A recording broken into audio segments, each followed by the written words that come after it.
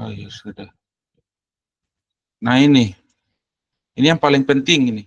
Ini dari Feby duluan ya. Nah, Feby punya ini kan bab 1 belum, toh orang KAM 3 ini kan bab 1 belum toh. Nah, ini Feby punya bukan, ini Rio. Nah, Feby punya mana? Nah, ini Feby. Feby bab 1 kita belum ya, sempurnakan ini dulu. Feby lihat ini Feby. Lihat Bapak. Jadi ceritanya begini, konsistensi dalam proposal itu. Yang paling penting adalah rumusan masalah dengan ini. Rumusan masalah dengan ini nih. Rumusan masalah ini harus connect dengan ini. Sampai situ KAM 5 nih paham? Paham Bapak. Ya, jangan lari-lari itu. Itu benang merahnya tuh. Rumusan masalah itu harus connect dengan kerangka pikir. Nah, nanti bab 3 dia harus connect dengan metode itu harus connect dengan ini. Jadi metodologi di bab 3 itu harus menerangkan bisa tidak metodologi itu menjawab kondisi existing, pengembangan potensi objek wisata Bukit Bulem dan Banji Bay. Dan masalah kedua, apa saja nih? Saya salah ya. Apa saja prioritas dan strategi pengembangan objek wisata Bukit Bulem dan Banji Bay. Jadi di metodologi itu harus jelas metodologi itu dia jawabin dua ini ke tidak. Paham ya? Tapi antara metodologi sama bab 1 ini, rumusan masalah ini, dia harus tergambar di sini nih. Paham tidak? Sampai situ KAM 3 paham toh? Nah, orang kadang begini, ini coret-coretnya mana ya? Tidak ada coret-coretnya. Orang bisa perspektif begini nih. Ini kan saya bisa ini, potensi pajak, saya taruh di sebelah sini, baru saya kasih garis ini, potensi pajak, terus objek bukit, baru ke sini. Kan bisa begitu toh? Tapi ini tidak. Objek Bukit Bulem sama Bukit Banji Bay itu bagian dari potensi. Sama kayak begini, ayam dulu atau telur dulu. Paham tidak itu? Karena Feby adalah anak regional gitu. Tapi kalau dia keuangan daerah, maka ini balik. Potensi yang di depan, baru garisnya yang mengarah ke objek. Tapi karena Feby adalah orang regional, maka objek dulu baru kita bicara potensi itu bagaimana. Sampai situ Feby paham? Logika ini, yang 3 ini. Karena nanti misalnya Pak Yumdi dia bisa tanya itu, atau tidak siapa, kenapa kok punya garis, ini tidak bisa dicoret-coret, ini gimana nih coret-coretnya? Malas sekali ini. Ini kah? Nah ini. Nah ini. Ini kan bisa potensinya yang di sini toh. Baru begini. Ini bisa begini. Tapi enggak di sini. Objek dulu, baru potensi. Karena begini, Feby ini kayak sumber daya alam sebenarnya. Jadi tanpa adanya konsep potensi pariwisata juga, bukit itu akan ada. Jadi dia itu alami, natural begitu. Paham ya? Jadi konsepnya regional. Kalau kita bicara anak keuangan daerah, cocok itu. Potensi baru ke sini. Jadi itu jangan gagal. Ini sama saja ayam dulu atau telur dulu. Jadi tergantung. Karena kita regional, maka konsepnya seperti ini. Jadi Feby nanti bisa jelaskan itu. Nah, yang kedua, kita lihat potensi ini berdasarkan teori. Kita tidak dari yang lain-lain. Yang satu tuh dari sini, ya. PP nomor 24 2022 tahun 2020. Oh ini ada, nanti saya rubah ini. Ini sama, tahun 2022. Itu berarti pelaksanaan tadi, Feby. Undang-undang Ekraf tadi. Kan ada undang-undang Ekraf. Nah itu dia butuh peraturan pemerintah. Supaya apa? Uangnya itu ada dasarnya. Tidak bisa undang-undang kasih keluar uang, tapi peraturan pemerintah yang bisa kasih keluar uang negara. Nah itu perspektif dari sini. Kita pakai teori-teori dari sini. Nah, yang kedua, kita pakai teori ini. Nah itu yang tadi Feby masih ingat kok petugas. Kenapa kakak tuntut gue untuk ekonomi lokal tuh harus banyakkan teori. Paham Feby? Paham Bapak. Karena tadi kakak ada pakai, karena ini yang membedakan KOI dengan penelitian terdahulu yang pernah dilakukan di Sentani adalah regionalmu yang kutuntut. bukan keuangannya. Kalau macam perspektif ekonomi kreatif adalah uang itu.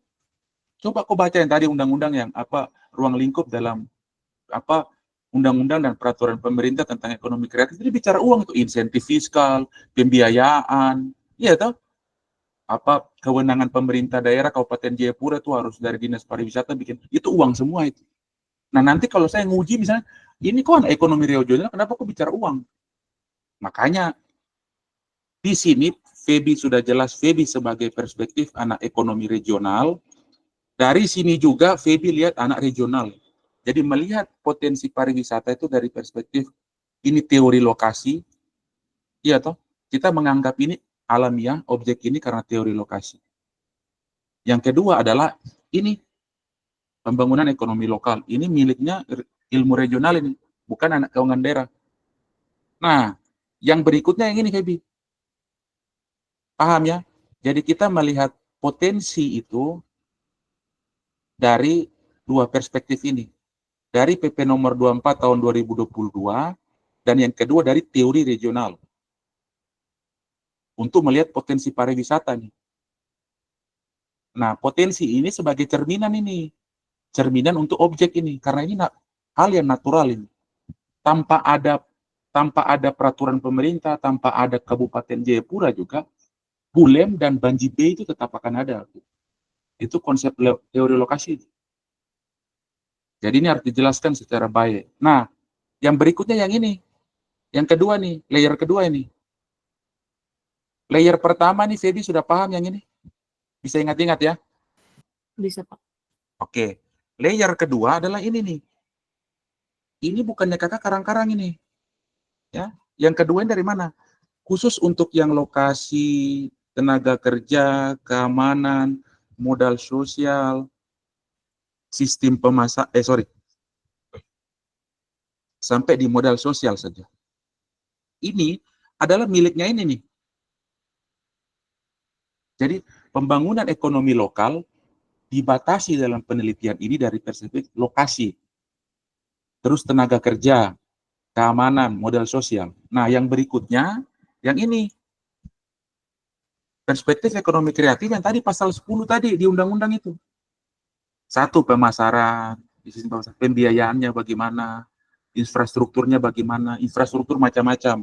Teknologi ada, bisa tidak situ orang live TikTok untuk pandangan itu bisa tidak orang lihat matahari sore di situ. Dan lain sebagainya itu nanti teknis di kuesioner. Nah, insentif fiskal. Nah, ini yang kita lihat.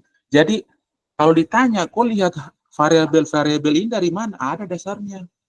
Pembangunan ekonomi lokal. Kok lihat pemasaran pembiayaan dari mana, Febi? Ada pasal 10, Pak, undang-undang. Jadi, dosen itu tidak bisa bantah kok, Febi. Begitu. Paham sampai layer itu? Paham, Pak. Oke. Nah, terusnya, kok lihat ini nih. Matriksnya ini. Jadi contoh begini. Misalnya modal sosial ini. Modal sosial berarti satu nih. Ada internal, ada eksternal toh. Iya toh, Febi? Pak Yundi ngajar gitu toh. Internal Iya. apa, Febi? Internal itu apa? Kita bahas apa? Internal kan semua dua hal toh. Ini juga dua hal. Di sini eksternal kalau tidak salah ancaman toh. Iya toh?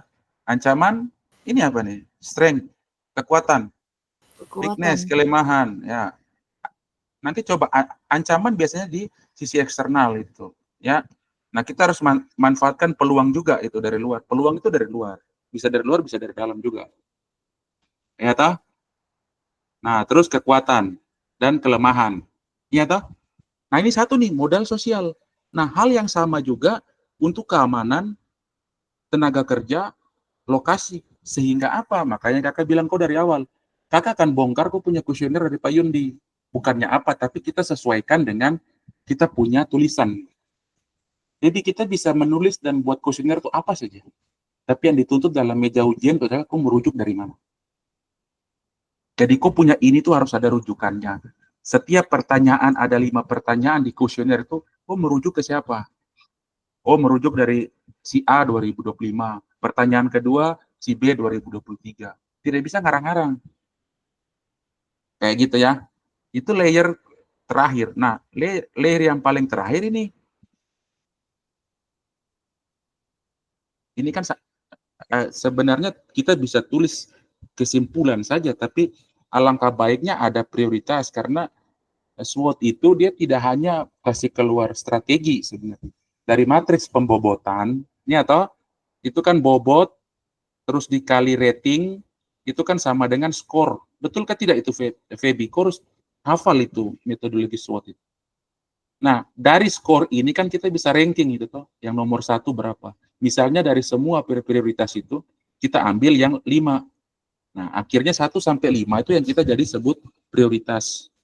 Supaya apa? Supaya itu yang kita kesimpulannya Feby untuk melihat ini.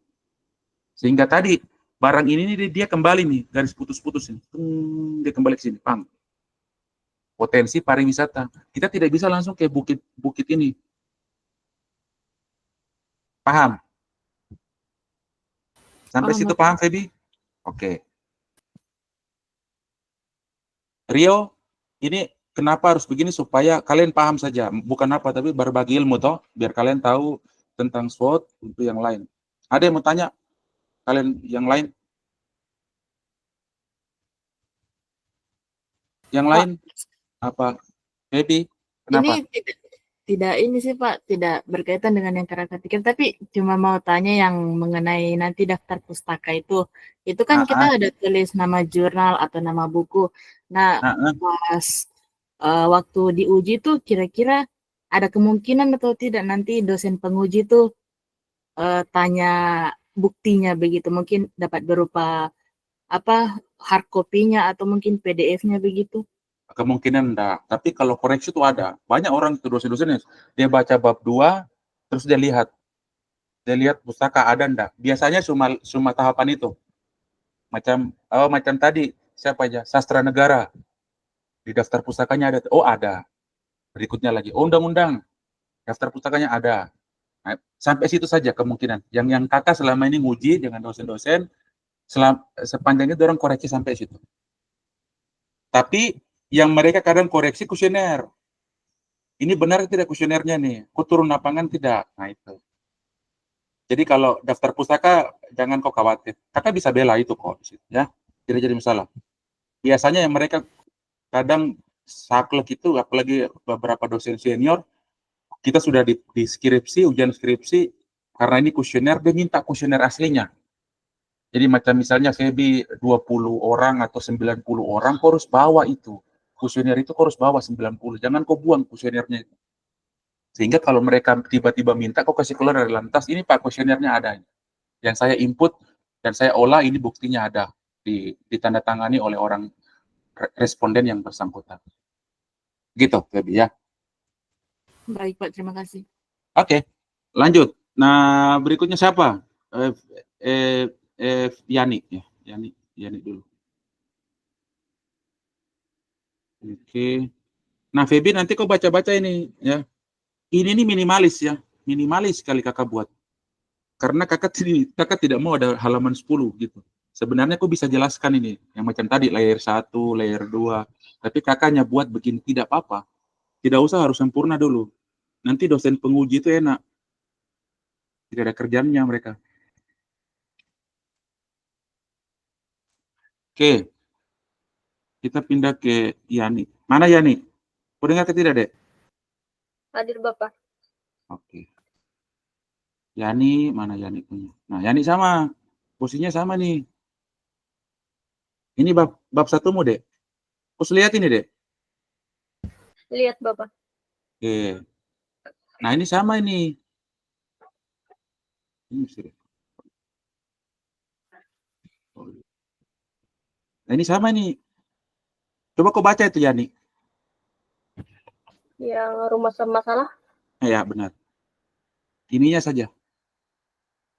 Yang pertama, bagaimana hubungan sektor pariwisata terhadap pendapatan asli daerah. Oke, Yang yang kedua, kedua, Dek. seberapa kuat nilai pengaruh hiburan, rekreasi, jasa perorangan, akomodasi, dan makan minum terhadap pendapatan asli daerah. Ya, kuncinya di sini satu nih ya, Dek ya. hubungan dan kuat nilai pengaruh itu. Ya, itu substansimu ya. Nah, modelnya gini. Gini. Judulmu kemarin apa ya, Dek? Yang kakak kasih. Ini final. Ya. Jadi dokumen itu kalau siap print, kalau saya sudah tulis final boy. Gitu. Ini tuh judulmu, Dek, toh? Iya, Bapak. Kakak tidak mau pakai Toraja Utara. Toraja Utara itu nanti di pengumpulan data. Tapi kakak mau sektor pariwisata di rantai pop. Begini, Dek, karena begini. Orang wisata itu konsepnya begini, ada daerah transit. Walaupun dia mau ke kampung-kampung, tapi dia akan transit di Toraja. Dalam artian rantai pau itu ibu kota kan. Iya, Bapak. Ya. Kalau Toraja Utara ya pasti orang ya memang. Tapi lebih karena kita bicara ini, saya lebih suka macam Feby, saya lebih suka pakai kata Sentani. Sama Feby juga, Yani juga saya pakai rantai pau. Kalau masalah judul itu nanti masalah saya dengan dosen penguji. Kalau mereka berdalil lain, saya bisa berdalil juga mereka. Ya. Karena kalau kita pakai kabupaten rantai pau kan nama asli, Sentani itu nama asli. Kenapa kita tidak pakai yang itu? Harus pakai kabupaten. Oke, ini kan judulmu, memahami korelasi. Ini variabelmu ini. Utamanya nih. Ya toh? Sehingga tadi, aku punya judul, aku punya bab 1 nih. Judulmu, yang paling penting korelasi itu antara ini, hubungan sama kuatnya nilai. Ya. Nah, yang jadi masalah, kok bisa ditanya itu loh, kok pakai analisis korelasi kok ada kalimat pengaruh. Nah, ini nanti kok harus baca-baca itu. Tidak selamanya deskripsi tentang pengaruh itu menandakan itu sebuah hipotesa statistik pengaruh atau sama-sama. Ini kan hubungan ini asosiatif juga dalam statistik toh. Hipotesa ini juga asosiatif. Cuma yang bedakan ini pi, yang ini kan beta. Iya toh? Itu kemarin kami ikut pelatihan statistik toh, SPSS toh. Nah, tidak selamanya kalimat pengaruh ini menandakan bahwa ini regresi, enggak ya. Jadi itu harus belajar juga tentang kalimat-kalimat itu.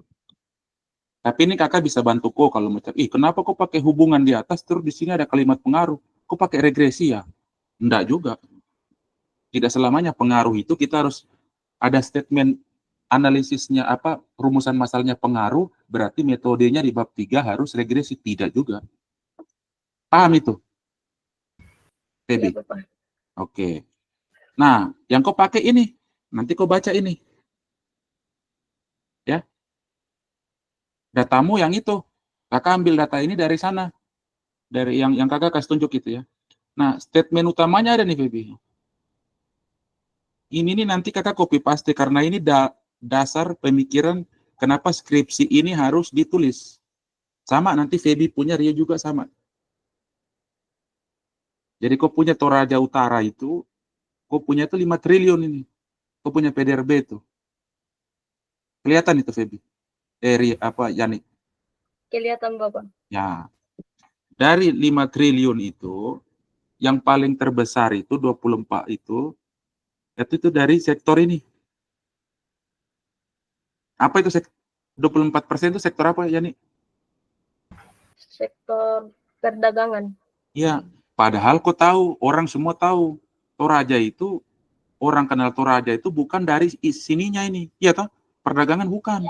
Orang kenal dari budaya apa itu, Yani? Semua orang satu dunia ini ke sana. Apa tuh yang kasih mandi mayat? Apa itu? Kasih hidup mayat itu apa? Mak nenek. Ya, mak nenek itu. Orang kan kenal Toraja dari situ. Yang kedua kopinya itu. Iya toh? Bukan dari kau punya eceran-eceran mobil atau tambal-tambal ban. Tapi kok kenapa? Kenapa faktanya itu begini, 24% PDRB dari 5 triliun ini 24%-nya itu dari sektor ini. Berarti kan ada masalah di sini. Nah, masalahnya adalah satu ini. Karena anak keuangan daerah, kalau kita substansi ke sini larinya ke Feby. Feby-nya anak regional, tapi kita coba kaitkan. Kaitkannya begini nih. Ternyata aku punya APBD di Toraja Utara itu cuma 1 triliun itu. Ya toh? 1 triliun. Nah, terus kau punya PAD itu cuma ini nih. 53 miliar. Berarti kan 4% toh, ya nih. Kau ingat-ingat itu ya, dasar itu ya. 4% ini. Jadi masih di bawah dari 10%. Terus ada teori itu harus 70% tuh. 10% aja kok tidak capai, apalagi 70%. Nah, ini sama, Papua juga lebih hancur. Kota Jayapura tuh mendekati 10, kalau tidak salah. Jadi kita bisa bilang kota Jayapura ini lebih baik dari Toraja itu. Karena kita hampir 10% itu. Nah, ini faktanya nih.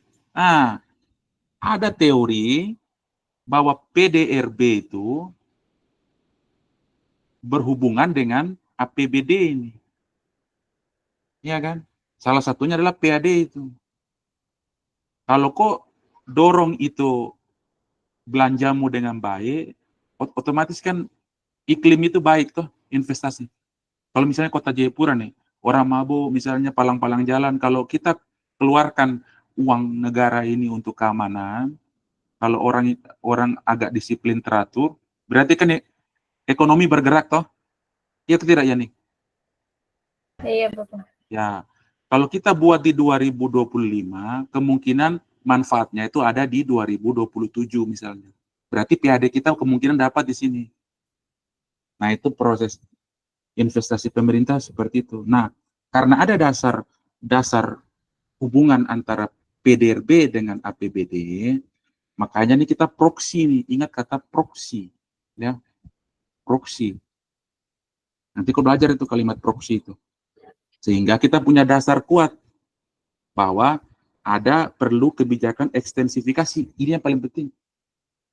Kalau intensifikasi itu apa? Ini PAD kok harus baca itu. Intensifikasi dan ekstensifikasi. Kalau intensifikasi itu kayak tadi, kita perubahan data. Oh, orang yang tidak punya NPWP, DPNS, ajak dia buat NPWP. Dia taat bayar apa ini, lapor pajak. Ya toh, orang tidak bayar misalnya saya kadang terlambat tidak bayar ini motorin, pajak motor. Nah, itu berarti itu macam saya, berarti saya sampel sebagai intensifikasi itu. Kesadaran untuk membayar pajak, itu intensifikasi namanya. Kalau ekstensifikasi kayak tadi, membuka peluang tadi. Kok ini besar sekali, padahal kan faktanya kan sektor pariwisata. Nah, masalahnya aku punya sektor pariwisata ini deh. Ya, mengungkit tadi tuh, sektor hiburan, rekreasi, jasa, akomodasi, dan makan minum. Ini proksi deh. Kok tidak mungkin dapat data itu toh? Kok tidak mungkin, karena itu data kualitatif itu. Makanya kita proksi. Kalau orang mancanegara dan domestik datang ke Toraja untuk melihat aktivitas budaya, berarti kan mereka kan pasti butuh hiburan nih. Dalam artian kafe dan lain-lain. Ya toh? Mereka lihat rekreasi, jasa perorangan, orang mungkin bikin kue, akhirnya mereka bisa belanja di situ. Akomodasi, hotel, wisma, dan lain-lain, penginapan, atau apa namanya nih, yang cuma kecil-kecil, apa untuk yang orang bisa jalan, apa itu namanya, cuma kamar untuk orang singgah, apa namanya itu ya, itu ya, terus makan minum harusnya naik. Nah, yang jadi masalah secara angka adalah ini, satu dengan kontribusinya masih 1%, 2 lah ini kalau naik, ini 3. Paham ya, Feby ya? Nah, kita mau lawan ini ceritanya nih. Kita mau lawan nih. Yang 3%, iyalah. Ini kita mau lawan ini. Ini lawan ini ya. Harusnya naik lah. Nah, naiknya harus berapa? Ini jadi pertanyaan. Pasti kalau ku presentasi di Dinas Pariwisata, oke, kita punya 3%, 1%. Kita mau lawan 24%. Kita mau kasih naik berapa persen ini? Kau tidak akan jawab itu. Kau tidak akan bisa jawab itu. Makanya kita butuh statistika. Paham sampai situ, Beb? Iya, Bapak. Ya, akhirnya kita butuh statistika. Statistika apa? Korasional berganda, gitu kan? Kan korelasi itu kan ada yang sederhana, itu kan? Ada yang berganda juga. Sama juga regresi juga. Nah, kita ini berganda ini. Modelnya kayak begini. Sama. Kalau ditanya, sama ke tidak dengan bab 1? Harusnya harus sama. Ya kan? hubungan, kuat nilai. Nah, hubungan itu seperti ini. Yang permasalahan pertama ya, Baby ya. Permasalahan pertama, kok dijawab gimana tadi? Oh ini. Nah, permasalahan pertama itu, kok masih ingat Baby ini? Hubungan sektor pariwisata toh? Yani, masih bisa lihat toh? Iya, Bapak. Nah, ini nih, dijawab oleh ini nih. Ini. Inilah hubungan ini, R kecil ya. R kecil itu menandakan hubungan itu. Kan dalam statistik itu ada R kecil, ada R pangkat 2 ya. Iya kan? R pangkat 2 itu kan determinan. Nah, R kecil ini yang menjawab ini. Ya. Jadi secara parsial itu. Nah, kalau ditanya oleh kakak yang rumusan permasalahan kedua dijawab oleh apa? Dijawab oleh ini. Yang ini. Paham sampai situ, Feby? Paham, Bapak. Ya, inilah yang koresional itu. Ya, bahwa proksi dari hiburan dan ini menggambarkan kinerja dari pendapatan asli. Apa itu ekstensifikasi tadi? Nah, ini ya yang lanjutan ini. Ada generalisasi teori karena tadi apa? Kita kan pakai regresi, pakai metode ekonometrik itu kan dasarnya itu kan positivisme itu. Positivisme itu adalah dasar dari deduktif. Sehingga kita ada tuh persamaan kuantitatif yang sekarang kau pakai adalah korelasi. Jadi kau belajar korelasi. Paham? Supaya kau bisa menjelaskan ini deh. Iya, Bisa Bapak. kok? Bisa kok? Oke. Tapi ini kan nanti deskripsi. Tidak apa-apa, ini maksudnya kau harus belajar itu. Begitu deh, kau punya jalan pikirannya. Jadi yang kau, semua hal itu dia akan terkandung dalam sini.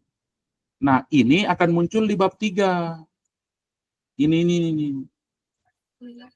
Yang ini tidak usah perlu muncul di bab 3 ini. Yang ini saja. Sekarang tanya Feby, yang menjawab permasalahan pertama, yang ini itu R kecil atau R besar, Feby? R kecil. R kecil itu jawab yang mana? 1 atau 2? 1. Oke. Nah, yang R besar ini dia jawab yang mana dari permasalahan pertama tadi? Dari rumus masalah. Permasalahan yang kedua, Bapak. Nah, gitu. Jadi kalau kau disuruh jelaskan, kau tanya.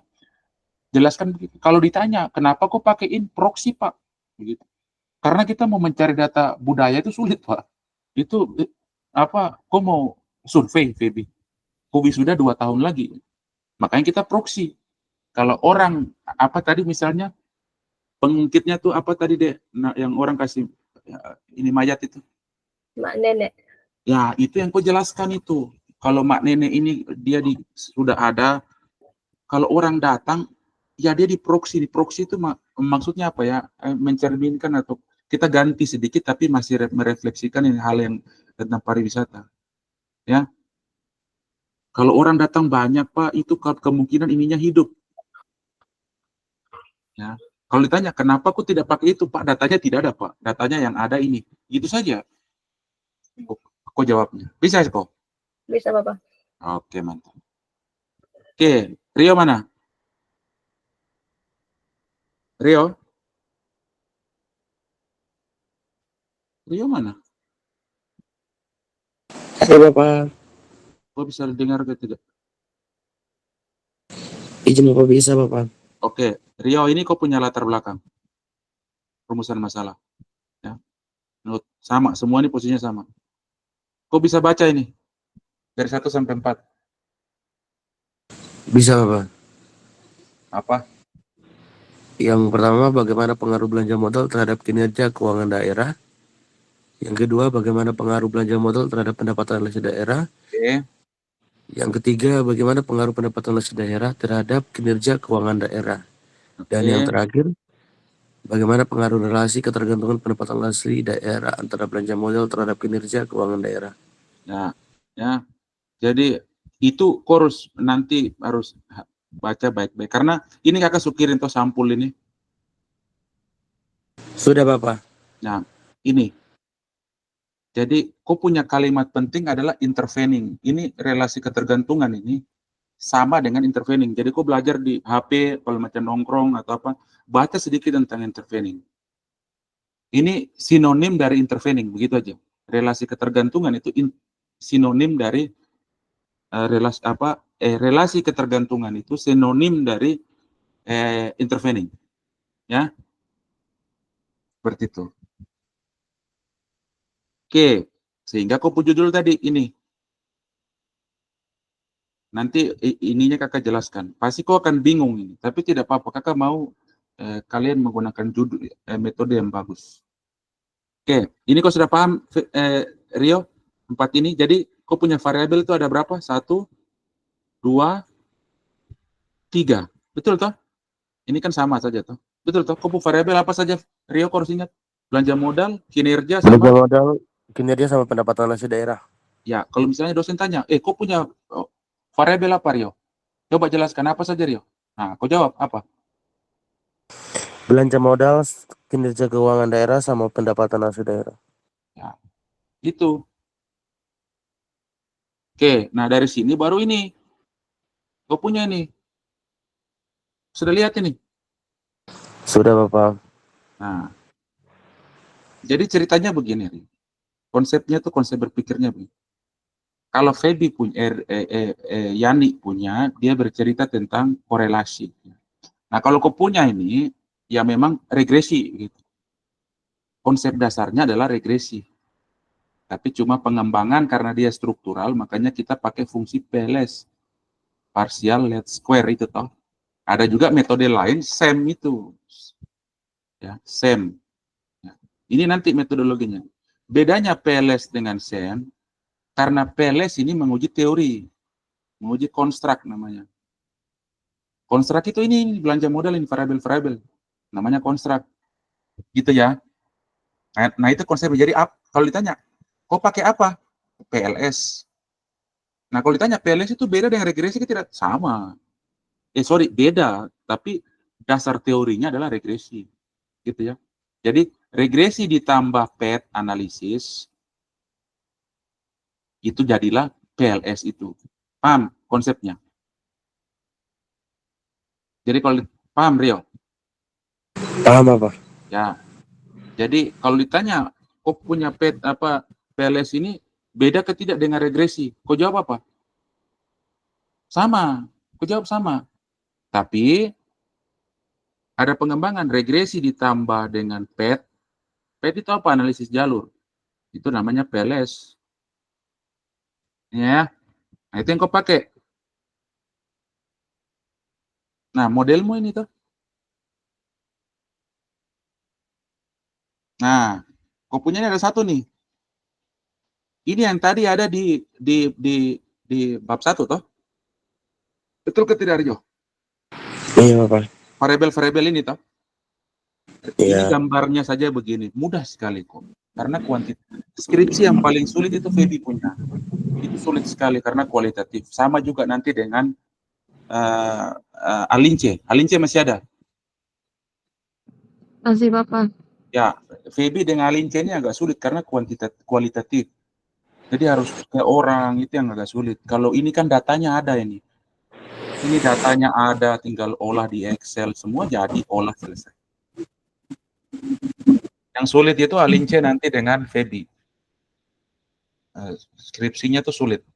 Makanya kadang saya tuh menghindar dari membimbing skripsi begitu. Tapi bagus, menarik. Biar ada warna kan. Nah, yang jadi masalah, aku punya permasalahan tadi nih, Rio. Yang paling penting adalah ini, ya. Karena ini yang menjawab, kau punya judul toh? Iya toh? Relasi. Iya Bapak. Nah, jadi ceritanya begini. Ceritanya begini, Rio, ya, biar kau paham. Nanti baru kita ini, yang penting kakak jelaskan ini sedikit. Nanti kalau pasti belum paham, kalian 3 mungkin masih ini, tapi tidak apa-apa, yang penting ada gambaran dulu. Nah, contoh begini, variabel A, variabel B, ini konsepnya nih, Rio. Intervening itu. Nah, bisa jadi variabel A ke B, ya tadi kan secara langsung toh, tapi dia dipengaruhi begitu. Ya toh, oleh C. Ini bisa jadi. Jadi dia hanya memperlemah saja. Tapi ada yang kayak begini. Misalnya D. D ini mempengaruhi ini, tapi D ini juga bersamaan dipengaruhi oleh ini. Paham tidak maksudnya? Ini ya. Ya, ini D. D ini mempengaruhi D ini dipengaruhi, ada variabel D. Ya. D ini mempengaruhi B, tapi secara bersamaan A ini mempengaruhi D. Jadi D ini tergantung. Makanya tadi di bab 1 disebut relasi tergantung, itu intervening. Ya. Kata lainnya intervening tadi ya. Karena begini, dia ini mandiri, tapi kadang juga tidak mandiri. Gitu aja, apa mudahnya ya. Paham Rio sampai situ ya? Itu yang kau lihat. Bukan yang begini ya, ada variabel A, terus ke B, tapi dia itu cuma memperlemah saja, ada. Dia memperlemah apa? Ini, ya. Dia tidak ada pengaruhnya nih ke B ini. Tidak ada. Dia tidak ada pengaruhnya ke sini. Tapi dia memperlemah ini, A ini, atau menguatkan A. Itu ada. Ya tak? Ada juga tipenya begini. A ke B, tapi dia cuma interaksi nih, D. Jadi dia tidak mempengaruhi A, tapi dia cuma interaksi ke sini. Itu ada. Nah, kau punya bukan kedua itu. Kau punya adalah A ke B, ada D. Di satu sisi A ini mempengaruhi D, di waktu bersamaan D juga mempengaruhi B. Sehingga disebut ini tergantung. Gantung dia variabelnya. Paham sampai situ konsepnya?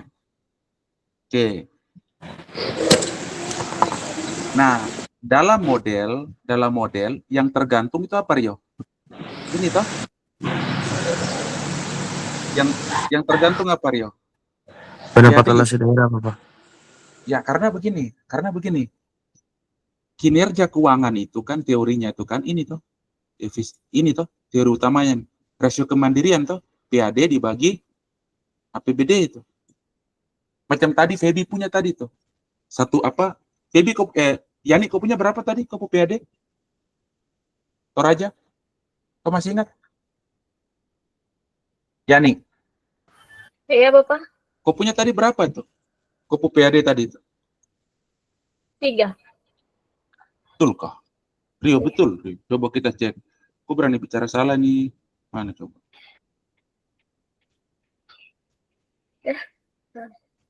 Mana tadi? Mana tadi PAD? 4. Baik. Oh ini. Oke, nah itu. Teorinya adalah kalau PAD ini kita kasih naik, berarti kinerja keuangan naik toh. Berarti hubungannya positif toh, Rio? Positif atau negatif, Rio? Negatif, ya. Kalau ini hubungannya negatif ini. Kalau PAD turun, positif, sorry. Kalau PAD naik, dia juga naik. Kalau PAD turun, dia juga turun. Tapi di lain sisi PAD juga ini dipengaruhi oleh belanja modal. Ceritanya begini. Rio masih dengar? Masih, Bapak. Ya, dasarnya begini. Ini yang paling penting kadang ini. Kalau Pak Yumdi dia akan tanya itu. Kenapa kok punya hubungan fungsionalnya begini? Satu, kau udah jawab. PAD naik, kinerja keuangan naik. Kalau PAD turun, maka kinerja keuangan turun. Akhirnya tandanya positif. Itu sesuai teori itu. Teorinya ada. Nah, yang berikutnya, ini kan PAD mempengaruhi kinerja kan. Tapi di waktu bersamaan, PAD juga ini dipengaruhi oleh belanja modal. Teorinya itu apa itu? Ya tadi, ya belanja modal tadi. Apa yang kok tadi teorimu apa tadi belanja modal? Ada belanja jalan, iya toh, aset tetap, iya toh? Ini Iya, Bapak. coba kita lihat ini. Kok punya. Makanya tadi kakak bilang kok harus tambah kok teori-teori itu. Kau bayangkan ini. Kalau jalan tidak ada, irigasi tidak ada, jaringan dan lain-lain tidak ada, infrastruktur tidak ada, mana ada orang mau ekonomi jalan? Betul ke tidak? Iya toh? Iya Pak. Infrastruktur tidak ada, ekonomi terjalan. Nah, sehingga tadi kayak Yani punya. Jadi kalau belanja modal ini tidak ada, PDRB tidak akan naik itu teorinya tuh. PDRB tidak akan naik. Kalau PDRB tidak naik, PAD ini tidak akan naik juga. Jadi sama nih positif ini. Paham ya? Sehingga teorinya begini, kita dituntut untuk meningkatkan pendapatan asli daerah. Untuk apa?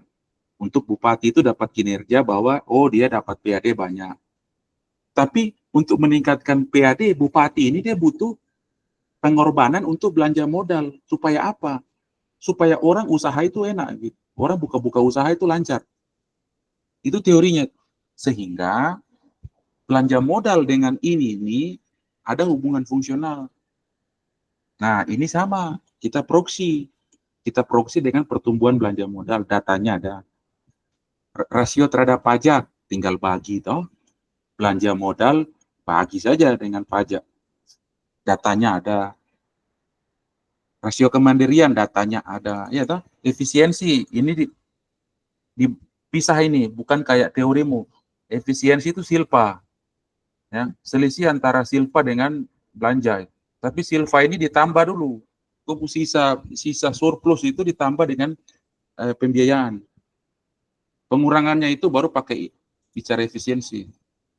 Nah, terus rasio kemandirian ada datanya PAD bagi.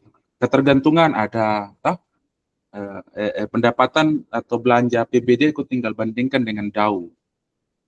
Nah, ini rasio pajak kau tinggal bagi dengan PDRB. Datanya ada. Jadi kau punya data semua ada. Sekarang tinggal diolah saja. Oke, jadi Rio, sekarang kakak tanya satu kali. Nah, ini ada hipotesa-hipotesa. Kakak tanya satu kali. Variabel yang tergantung itu yang mana? Rio. Rio, Iya Bapak. variabel tergantung itu yang mana?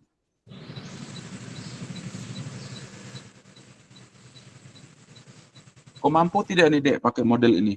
Kau harus mampu lah.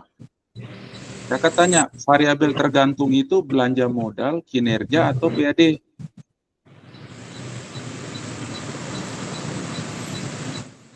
Ada yang bisa bantu Rio? Baby, Yani? Masih ingat? Ayo, PAD. apa? PAD. PAD toh? Rio, Iya, kau Bapak. dengar tidak? Dengar Bapak. Jadi apa tadi itu? Rasio yang tergantung apa? Kau yang sesuai ini? Yang pengaruh relasi tergantung ini yang mana? PAD. PAD, karena ini sudah jelas nih Rio. Jangan kok, karena begini tadi konsepnya, apa yang ada di latar belakang, di rumusan masalah, itu harus connect dengan sini. Makanya kau harus ingat itu, biasanya dosen dia putar-putar kau itu kau harus jawab yang sama. Ini kan ada ini toh, pengaruh relasi ketergantungan ini. Pendapatan hasil daerah. Jadi dia di antara ini PAD, ini kan kalimatnya antara. Jadi PAD itu di antara ini dengan ini. Paham tidak Rio? Bisa toh Rio? Bisa Bapak. Oke, kakak tanya lagi. Kakak tanya lagi satu kali lagi. Dari kau punya model ini di kerangka pikir ini, mana yang variabel tergantung atau intervening? Mana? Ini kelihatan tidak? Belanja modal, kinerja keuangan, ataukah pendapatan asli daerah? Yang mana Rio? PAD Bapak. Oke. Syarat belajar Rio belajar tentang PLS. Ingat itu Rio, PLS. Yani kau apa tadi Yani? Yani, Iya, Bapak. kau tadi apa belajar apa? Rio belajar PLS, Feby belajar SWOT. Kau apa? Kau belajar apa kau perlu itu? Kau re Korea apa? Korelia. Korela, Korelasi. korelasi. Kowe ini teteruga kowe. Jangan kau lupa-lupa. Bisa. Korelasi ini Yani. PLS ini siapa? Rio. SWOT. SWOT itu Feby. Nah, siapa Alince kok kemarin pakai apa kakak bilang? Analisa akar masalah, PCR kalau tidak salah. PCR, ya. Terus Emus kok pakai deskriptif kuantitatif toh? Jadi kok ini aja. Emus masih ada? Emus, Yani, siapa? Alince. Iya, Bapak. Alince kau pakai akar masalah toh untuk lihat apa pokok-pokok pikiran dewan itu. Kau pakai PCR kalau tidak salah itu ya. PRC atau PCR. PRC kalau tidak salah toh. Akar masalah.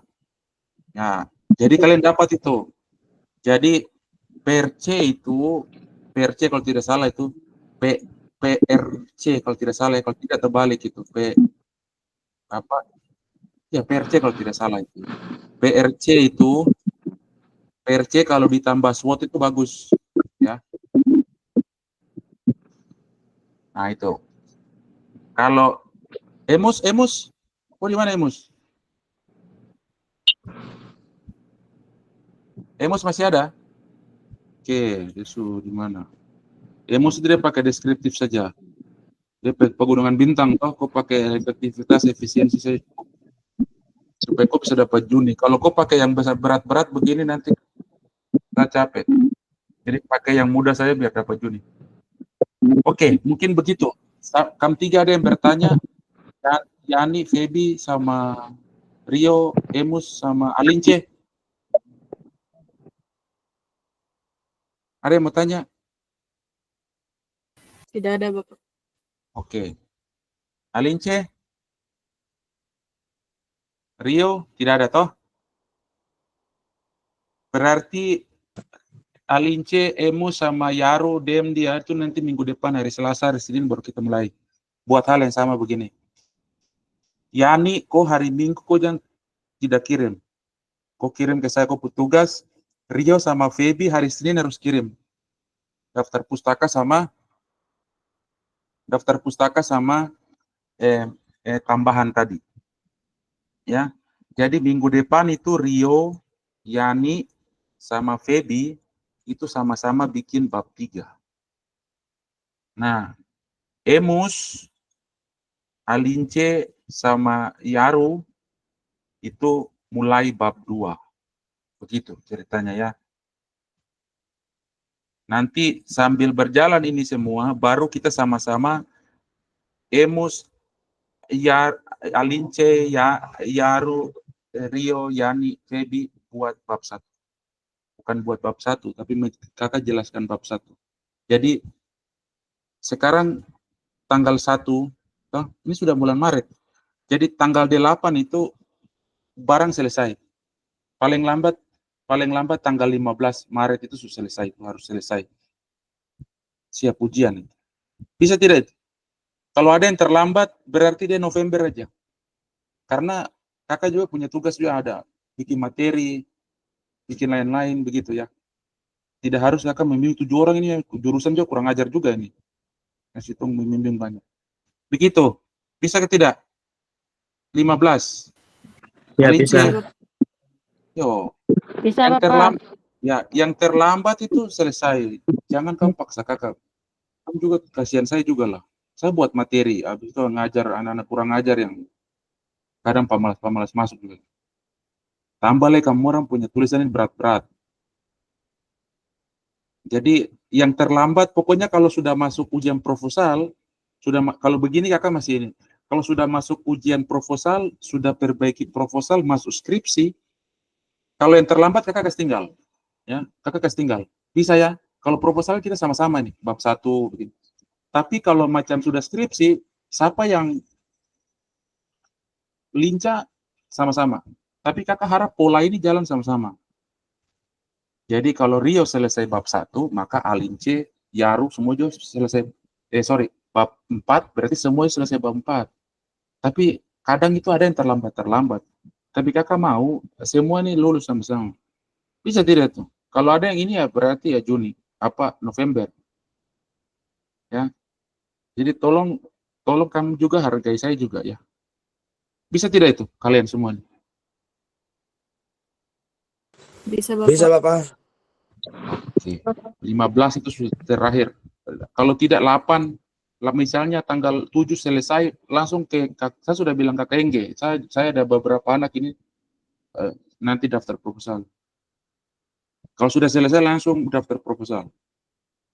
Rio dengan misalnya sudah selesai nih, sudah selesai. Terus kok proposal sudah selesai. Langsung kalau macam ini langsung ketemu Pak Drasna. Bapak, ini saya sudah proposalnya sudah siap daftar. Saya bisa seminar kah? Begitu. Itu pola begitu bisa tidak? Bisa tidak? Bisa Bapak. Bapak. Tapi kamu jangan bawa ini yang jadi catatan. Jangan kau bawa kerangka pikir ini ke sana. Bab 1, bab 2 kau bisa pakai. Tapi kerangka pikir jangan karena nanti dosen lain ini enak sekali kita pikir capek-capek baru nanti orang lain ambil model kita. Paham itu? Paham Pak. Paham Bapak. Jadi nanti kalau file yang berbeda ini untuk proposal skripsi, tapi untuk misalnya untuk ini tuh misalnya Rio kok cukup saja. Bikin grafik aja, analisis deskriptif kuantitatif saja. Pajak sekian. Iya toh? Namanya kemandirian keuangan sekian, itu yang kok presentasi. Nanti kesimpulannya bahwa hal-hal ini ditindaklanjuti dalam kesimpulan dan saran dalam itu dibuat model tadi pakai PLS. Yani juga ini kok cuma presentasi saja, ambil data PDRB, bikin tabel, kasih masuk presentasi PAD dan ini. Jangan kok pakai ini model ini. Karena apa, kita kan diskusinya capek ini. Febi tidak toh, Febi sudah ini toh. Sudah ujian konsentrasi toh, Febi. Sudah Bapak. Alince, kok belum konsentrasi juga kan? Sudah Bapak. Oke. Emus. Teterugan ini kemana lah? Oke. Mungkin begitu kah? Sudah jam 4:30 ya. Kurang lebihnya kalian punya itu sudah ada. Kalian tugas itu yang saya perintahkan, Febi Rio hari Senin kau kirim ke saya. Yani kau bikin hari Minggu sore kau kirim ke saya. Alince sama Yarul sama dia nama siapa? Emus, minggu depan baru kita start barang ini. Harap kalian sudah ada gambaran satu model membimbing yang pertama, yang kedua siap-siap aja kalau dapat marah dengar aja, tidak usah bantah-bantah. Oke, mungkin begitu adik-adik. Sore jadi. Tidak ada lagi? Tidak ada Pak. Tidak ada Pak. Oke, mantap. Kamu harus dapat marah sedikit. Oke, kalau tidak ada, mungkin begitukah? Selamat sore. Selamat sore Bapak. Terima kasih. Terima kasih. Oke, kakak pada close ya.